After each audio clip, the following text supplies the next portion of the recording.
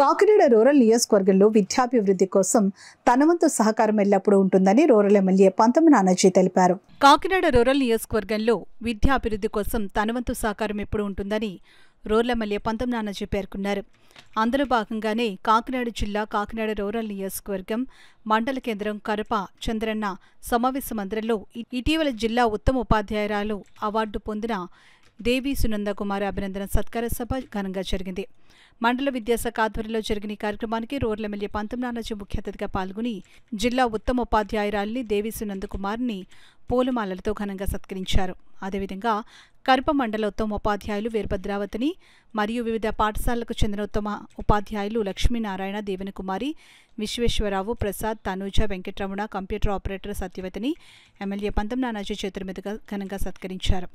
ముందుగా ఎమ్మెల్యే పంతమి నానాజీ సర్వేపల్లి రాధాకృష్ణ చిత్రపటానికి పూలమాల వేసి జ్యోతి ప్రజ్వలన చేశారు.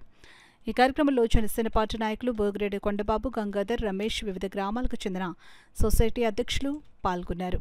నెక్స్ట్ జాయినింగ్స్ ఈ సంవత్సరం 117 సవరణ చేసిన తర్వాత నిజంగా కరప మండలంలో 750 మందిని జాయిన్ చేసినటువంటి ఘనత మీ అందరికీ చెప్తాం.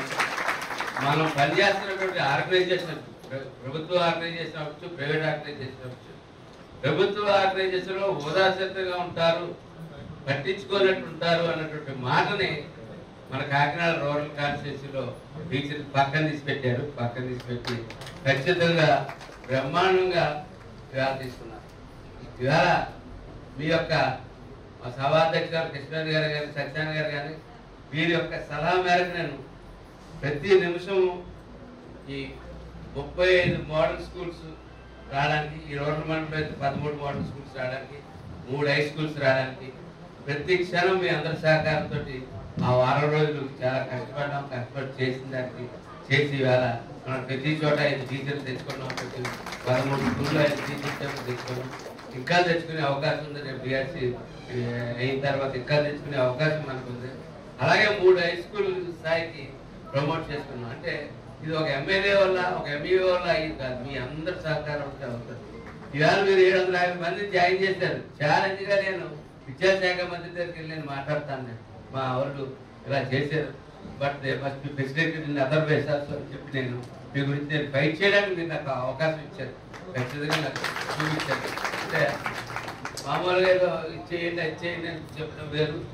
మీ 117 లోకేష్ గారు ఆర్గనైజేషన్ సవరణ ఎప్పుడైతే చేసిన దాన్ని ఇప్పుడు సవరణలు చాలా మంది చేస్తారు. మన రాజ్యాంగం వచ్చాక చాలా సవరణలు జరిగాయి.